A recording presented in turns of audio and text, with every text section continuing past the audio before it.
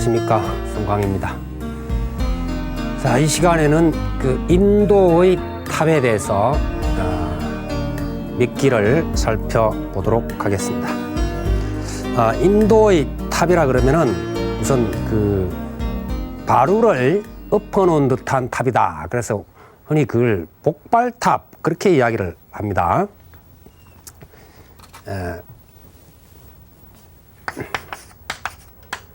바루를 엎으면은 그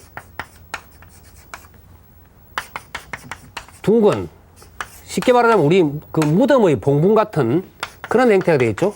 그래서 복발, 바루를 엎은 듯한 탑이다. 그런 이야기인데, 이제 복발탑의 그 형태로서 가장 대표적인 것이 그 산치 대탑인데, 산치 대탑에 대해서 먼저 그림부터 한번 살펴서 설명을 우선 드리죠. 이게 이제 이렇게 되어 있는 형태를 이걸 복발이라 그런 겁니다. 복발. 그 기단이 있고, 그 다음에 이 둥근 부분을 이렇게 보면은 이게 올라가는 계단, 이 계단이 있고, 이렇게 옆에 난간이 있어서 사람들이 빙 따라서 이렇게 참배할 수 있습니다. 그래서 참배할 수 있는 것이, 돌아다니면서 참배할 수 있는 것이 이 아랫부분하고 여기 난간이 있는 부분, 이 부분 안쪽으로 또 빙 돌면서 할 수 있습니다. 이 문이 이렇게 4대문이, 제1탑은 이제 4대문이 있습니다. 4대문이 있고, 그 다음에 난간의 모양은 이런 식으로 볼록볼록 이런 식으로 되어 있다. 이런 이야기입니다. 난간의 모양은. 그 다음에 그 위에 평두레에서 사각으로 울을 친 듯한 이런 모양이 있고, 그 다음에 그 위에 마치 우산을 얹어 놓은 듯한 산간, 산계가 이렇게 있습니다. 이 부분이 이제 인도의 대표적인 어떤 복발탑의 그 유행이다. 이렇게 보면 되는데, 궁전에서 내려다보면은 여기에 이제 8개 정도의 탑이 있었다. 그런데 지금은 3개가 있죠. 그래서 제1탑이 있고, 그 다음에 제2탑, 뭐 제3탑, 이건 별개고 제3탑, 이런 식으로 지금 이제 보입니다만은 제2탑은 저 밑에 있고, 이런 식으로 이제 되어 있다. 이런 이야기입니다. 그러면 산치 얘기가 나왔으니까 지금까지 어떤 지맥이 나오면은 인도를 많이 다녀보신 분들도 거기가 도대체 인도 지형에서 어디쯤 되는 것이냐, 이게 이제 좀 많이 헷갈릴 거예요. 그래서 인도 지도를 한번 보면서 부처님과 연관되는 곳들을 한번 살펴보도록 하겠습니다. 히말라야 산맥이 있고, 카필라바스투가 여기입니다. 열반에 두신 쿠시나라가 카필라바스투의 좀 아래죠. 그냥 바이샬리 이렇게 됩니다. 부처님께서 라자그리아에서 출발하셔서 열반 드신 이야기가 겐지스강을 거쳐서 파탈리푸트라를 거쳐서 바이샬리로 쿠시나가라까지 나아가셨다. 그렇게 돼 있죠. 이렇게 이제 가는 거고, 소위 슈라바스티라고 하는 곳은 카필라바스티에서 다시 이렇게 서쪽으로 가고 있습니다. 서쪽으로 가고 있고, 그 다음에 산치는 여기서 한참 떨어집니다. 그래서 이 산치가 나중에 아슈카 왕이 이제 탑을 다시 세울 때 이제 서게 되는데, 이처럼 많이 떨어집니다.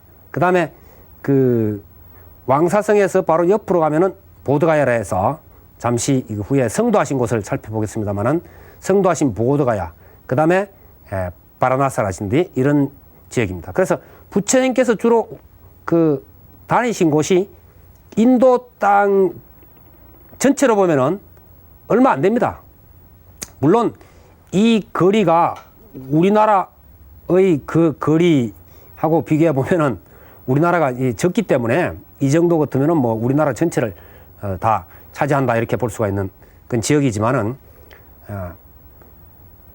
맨발로 걸어 다니셨으니까요, 부처님께서는. 그래서 이러한 곳들을 이렇게 쭉 다니셨다. 그렇게 이제 아시면은 되겠습니다. 그래서 지금 우리가 살펴보려고 하는 산치 대탑은 바로 여기서 한참 내려간 이 산치 지역에 있는 곳이다. 그래서 여기는 중앙철도가 지나가는 그 산치 역이 있고 아마 그럴 겁니다. 그래서 이제 그 정도를 이렇게 보시면은 여기가 이제 겐지스강이 되죠. 그래서 그 겐지스강유역으로 해서 왔다 갔다 하셨고, 나중에 이제 석굴이라든지 뭐 이런 거 할 때 이제 쭉 미술 같은 거 이렇게 할 때 이렇게 보는 마투라라든지, 그 다음에 저쪽의 간다라 지역 같은 거 한참 올라갑니다. 이렇게 간다라. 이렇게 이제 미술 이렇게 만나는 경우. 그 다음에 스리랑카 같은 경우는 여기서 남쪽으로 내려가죠. 남인도 쪽으로 내려가고. 그 다음에 이제 미얀마라든지 이쪽은 이쪽으로. 아니면 스리랑카를 통해서 이렇게 두 곳으로 이렇게 가는 이와 같은 형태로 되어진다 하는 것을 머릿속에 그려 두시고 한번 보면 되겠습니다. 자, 산티탑의 그 모습을 지금 이제 영상으로 보고 계십니다. 저것이 제1탑입니다. 앞에 보이는 것이 문이고 저쪽으로도 또 문이 보이죠. 제1탑은 저렇게 사방에 문이 있고 난간이 울타리처럼 둘러쳐져 있습니다. 그래서 그 구조는 아까 제가 말씀을 드렸죠. 그걸 이제 좀 더 하나하나 이렇게 구체적으로 제가 설명을 드리도록 하겠습니다. 이 산치 지역은 아쇼카 왕이 탑을 세우면서부터 시작해서 1500여 년 동안 불교의 거대한 그 센터와 같은 도량이었다. 그렇게 이해를 하시면 될 겁니다. 그것은 뭐 유적에 의해서 밝혀진 것입니다. 현재는 3개의 탑이 있다 그랬죠. 3개의 탑 가운데서 제1개의 제1탑이 가장 큽니다. 이 제1탑은 그 고대 인도 스투파의 가장 전형적인 구조이고 또 균형이 아주 잘 잡혀 있어서 아름답습니다. 원통형의 기단 위에 그 바루를 엎어놓은 듯한 방구형의 탑신이 있고 그 꼭대기에는 우산 모양의 장식인 상계나 산간이 있다고 아까 제가 살펴드렸죠. 그 다음에 사각으로 된 평두라고 하는 울타리 같은 것이 그 아래에 있다. 이렇게 말씀드렸습니다. 그 다음에 그 기단 주위, 기단과 탑실이 만나는 중턱 부분에 아까 통로가 있어서 참배할 수 있다. 그렇게 말씀드렸고, 그 다음에 탑문은,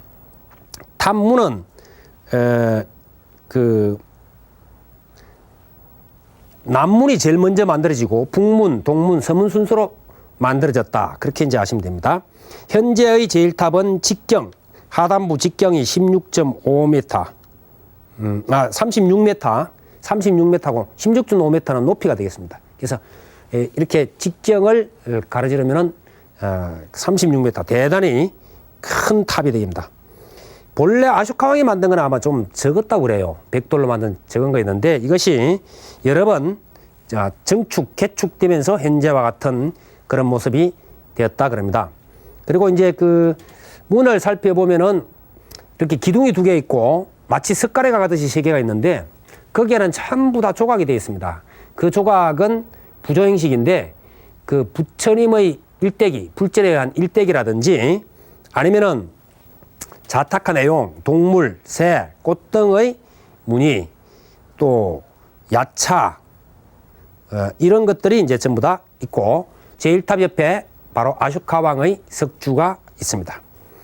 그 다음에 이제 제2탑은 현재 탑 가운데서 가장 오래된 것으로 이렇게 이제 이야기를 하는데 아마 기원전 2세기경 이렇게 이제 보통 봅니다.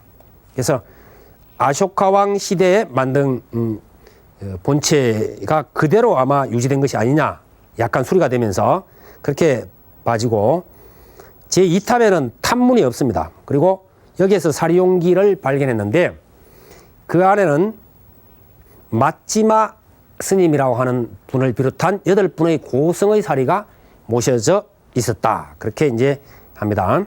그 다음 제3탑을 가보면은 직경이 이것은 한 10m 정도 되는 작은 탑입니다. 남쪽 탑문이 하나 남아있고 본체야가 있습니다. 울타리는 없습니다. 그래서 여기에는 샤리푸트라 존자, 사리불 존자, 그 다음에 마우드갈라야나, 목갈라나 혹은 목련 그러죠.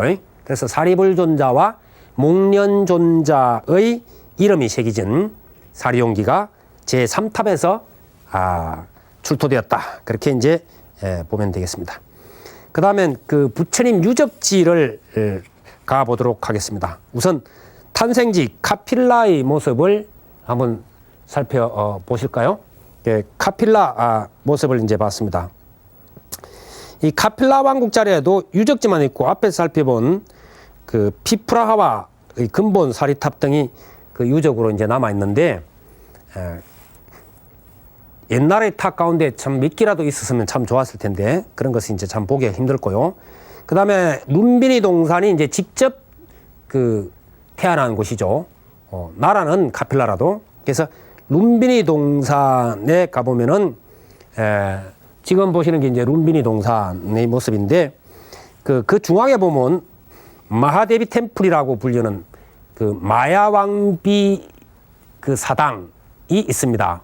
그 마야 부인당, 마야 부인 사당 뭐 이렇게 이야기합니다만은 그 사당 주변에 벽돌로 만든 크고 작은 봉헌탑들이 있고 또 사당 아래에서 발굴된 유적으로 보면은 마우리아 시대의 스투파 사리용기가 그 유골 등으로 발굴이 되었다 그런 이야기입니다. 그래서 아마도 옛날에는 수많은 탑들이 여기에 있었을 것으로 추측이 됩니다. 그 다음에 부처님께서 성도하신 보드가야, 붓다가야, 보드가야 이렇게 뭐 같이 통용이 됩니다. 우리가 할 때는 붓다가야 그러죠. 근데 이제 보통 그쪽에서는 보드가야 이렇게 이제 이야기를 하고, 그래서 이 아쇼카 왕이 처음 세우고 증축 보수를 거듭한 대정사가 있습니다. 대사원이 있다 이런 이야기입니다. 흔히 이제 지금 보시는 저것을 그 붓다가야의 마하보디 대탑이다 그렇게 이야기하지만 사실은 탑이 아닙니다. 탑식의 사원인 거죠. 저것이 이제 결국 차이티아하고 탑하고 이렇게 연결되는 그런 부분을 보여주는 겁니다. 높이가 약 50m 정도 되는 거대한 건축물인데 내부에도 부처님 모셔져 있지만은 외부 외곽 지역에도 계속 돌아가면서 부처님이 모셔져 있고 또 회랑 같은 데는 작은 탑이 있고, 그래서 건물 전체가 탑형이지만은 또 그 안에 또 작은 스투파 형태 같은 것이 같이 들어가 있는 그와 같은 모습을 우리가 볼 수 있습니다. 흔히 이제 마하보디 대탑이라고 하기 때문에 우리가 탑으로 이렇게 했습니다만은 저것은 사원이다 그렇게 보면 되겠습니다. 탑식 사원이다. 그 다음에 이제 전법륜지 설법하신 곳 녹야원 쪽을 가보도록 하겠습니다. 이 녹야원은 현지명으로는 사르나트라고 그렇게 이제 이야기하는데 바라나시에서 북동쪽으로 약 7km 정도 되는 지점입니다. 부처님께서 마지막 그 항마하시기 직전에 목욕하시고 수자타가 대접해 올린 공양 올리는 우유죽을 드시는 것을 본 교진여 등의 5사람이 왕궁에서부터 왔던 5사람이 이제 포기했나 보다. 그러고는 자기들끼리 따로 떨어져서 녹야원 쪽을 가버립니다. 혼자 남아서 부처님께서는 성도하시는 것이죠. 성불 하신 겁니다. 그래서 차후에 바로 이 5사람을 위해서 직접 찾아가셔서 법을 설하시는 곳인데, 여기에는 이제 아쇼카 왕의 석주 기부 일부가 남아있고 그 남쪽에는 아쇼카 왕에 의해서 건립된 것으로 추정되는 다르마라지카 탑 유적이 있습니다. 이 이제 건립 당시에는 직경 13m 정도의 상당히 큰 탑이 어떤 것이 점차 증축이 되면서 더욱 더 장대해졌다 그럽니다. 그래서 현장 스님의 기록으로 보면은 40m가 넘는 대탑이 하늘로 치솟아 있었다 그렇게 이제 이야기를 하는데, 지금은 1794년 지금부터 200여 년 전에 허물어져서 아랫부분만 남아있는 그러한 상태고, 그 다음에 그 사르나트를 상징하는 대표적인 탑이 지금 보시는 다메크 탑입니다. 다메크 스투파. 이 마우리아 왕조 때 세운 것으로 추정되어지고 직경이 28m, 높이 43m 정도 되는데 산치대탑하고는 좀 모양이 다르죠. 그래서 저와 같은 형태의 또 탑형이 보이고 있다 이렇게 보면 됩니다. 그 주변에는 8개의 감실이 있어서 그 하나하나마다 부처님이 모셔져 있었지만 지금은 모셔져 있지 않다 그렇게 이야기됩니다. 그 다음에 인멸하신 곳 쿠시나가라 쪽을 가보도록 하겠습니다. 현재 쿠시나가라 유적지에는 5세기 그 초에 하리바라라고 하는 신자가 기증한 전장이 6m가 넘는 거대한 열반상을 모신 열반사가 있습니다. 지금 보이는 것이 열반사를 멀리서 본 모습인데, 저 안에는 이렇게 열반하실 때 오른쪽 옆구리를 땅에 대시고 이렇게 두 발을 포갠 그러한 부처님 모습이 나오죠. 바로 그 부처님 상이 6m가 넘습니다. 6m 넘는 부처님 상이 모셔져 있습니다.